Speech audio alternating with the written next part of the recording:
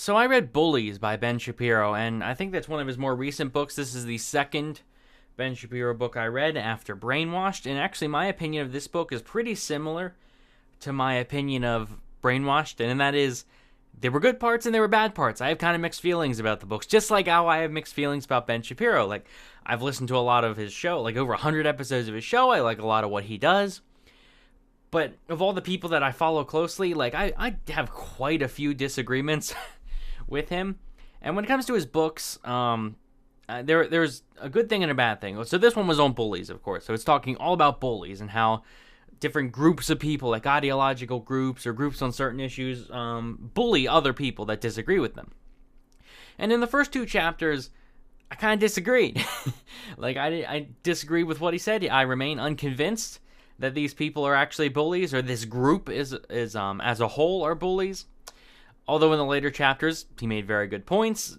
These people were obviously bullies. Like one of them is the Green Movement, of course, where the environmentalists are all like, if you don't support government completely taking control of every aspect of your life, you're a science denier. And of course, the race bullies, where if you don't want affirmative action and you don't want all this stuff, then you're a racist, you're a white supremacist, you're a Nazi, those kind of things.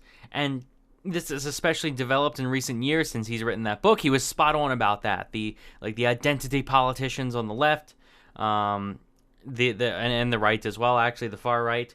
Those people, sure, the people getting into identity politics, they can be bullies. And especially on the left, he addresses that very well. But then he talks about, for one, anti-patriotic bullies and like the anti-war movement, which I remain unconvinced. Like, I'm anti-war. I don't see how the anti-war movement is somehow bullies, especially compared to like the pro-war movement. Like, if you're going out starting wars, especially when they're unnecessary and they're all for money or whatever, I'm pretty sure that falls under bullying. So that was my big issue, was that second chapter right there, talking about anti-patriotic bullies. And of course, there are all kinds of people that are in the anti-war movement. You have like communists in the anti-war movement because they hate America. They legitimately hate what America stands for. But I don't think, like, in my experience within the anti-war movement, that does not seem like that big of a crowd. For the most part, they're just libertarians and liberals that are like actual classical liberals that are like, yeah, the military-industrial complex is a bad thing. And when he goes after them, like, he even includes, I mean, I'll admit this is just a sentence, this is a single sentence, but he includes Ron Paul in a book about bullies. So that's where my issue is. But again, that took up probably half of this review, but it was one chapter, or actually the first two chapters compared to, I think there was 10 of them.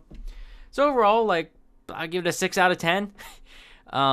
He made good points on things I already agreed with on, and when it comes to things I disagree with, he did not convince me. So overall, like, if you like Ben Shapiro and if you agree with Ben Shapiro on everything or on most things, you'll like the book. The more things you disagree with him on, the less you'll like the book, because it's not very convincing, in my opinion.